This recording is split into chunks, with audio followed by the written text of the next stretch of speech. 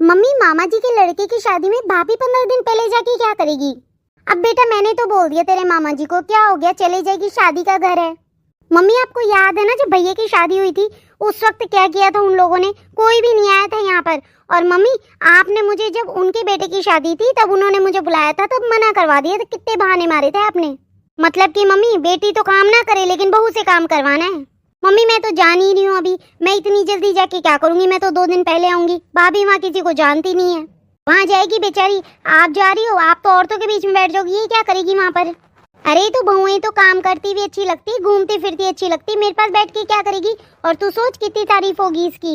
Mummy आप 2 तारीफों के पीछे अपनी बहू को इतना परेशान कर दोगी। आप सोच के देखो क्या करेगी वो बेचारी, वहाँ पे काम में लगी रहेगी, इतना इतना तो घूंघट डाल के रहेगी और काम करती रहेगी। बेटा जब मेरी सास भेजती थी ना मुझे ससुराल में शादी में, तो 20 दिन पहले भेजती थी और पूरा लंबा घूंघट निकालती थी मैं। क्या हो गया, सिर ही तो ढकना है इसको। मम्मी जी आप यहाँ पर लोगों को बुलाती हैं, इस तरीके से बोलती हैं कि मेरी बहू इतना अच्छा ये बनाती है वो बनाती है, आप आओ खाओ, तो ही मम्मी जी मैं इतनी परेशान हो जाती है। आप सोचो शादी के घर में पहले भी मैं गई थी ना मम्मी जी, पूरे दिन उन लोगों ने मेरे से काम करवाया, बर्तन मंजवाए, खाना तक भी मुझसे बनवाया, जबकि खाना खिलाने के लिए बुलाया था मुझे पहली बार।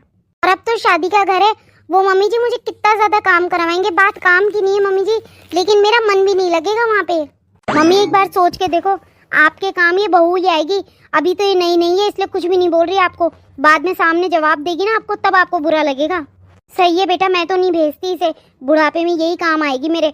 अभी मैं इसको भेज दूं और बाद में ये मेरे सामने बोलने लग जाए, रहने दे दूसरों के खातिर, मैं तो है ना इसके सामने नहीं आऊंगी। बहू जी, माँ जी।